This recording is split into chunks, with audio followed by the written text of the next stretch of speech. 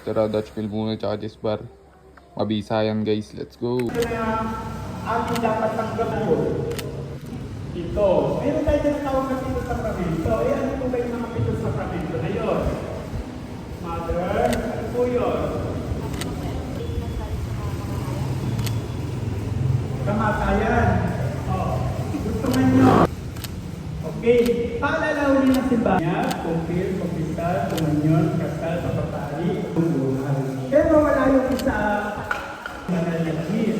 Ayan, sa mga sakramento nito, ano ang mga sakramento na paulit-ulit na pwede mong tanggapin?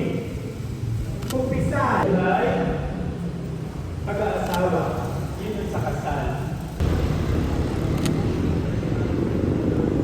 Maraming sa Diyos, ang siya'y matuto magdasal. Bakit kasi yung tayo ay ilapit sa Diyos. Father,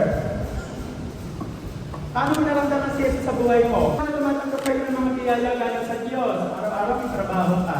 Araw-araw kumakain ka. Araw-araw may mga pamilinin na tubig. Pagpasalamat ka, paano mo masadya sa mga pangyayari sa lahat? May wala lang tutak. Ma'am, Palataya po kami.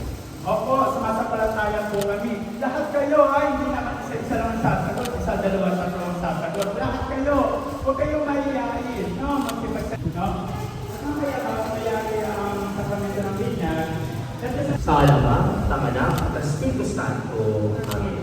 Sumay.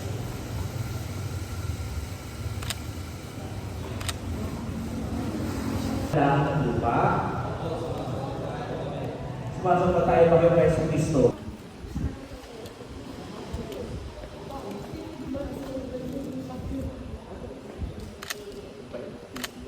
Tagabubumuha sa iyong kalooban, kung pinagkasikay, kung pinagkasikaya. At ng Anak, at ng Espiritu Santo. Amen.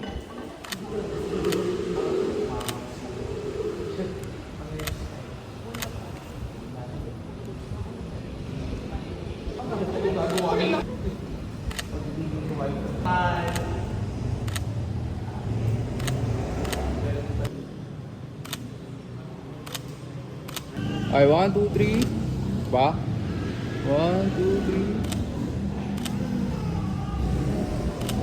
Okay, closer, closer. Mas malapit. Malapit. Okay, waki, waki. 1, 2, 3, waki. Ah.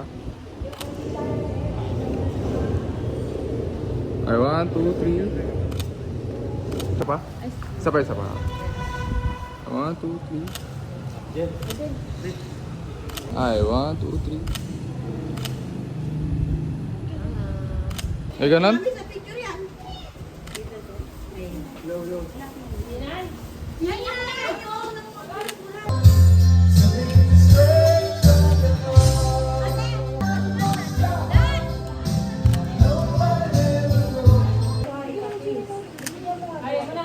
Ano po?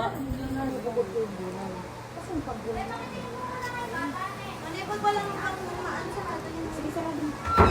Wala nang kumain naman na yung mga dumating. Kumain ka na ka? Ay, di pa kami nag-picture.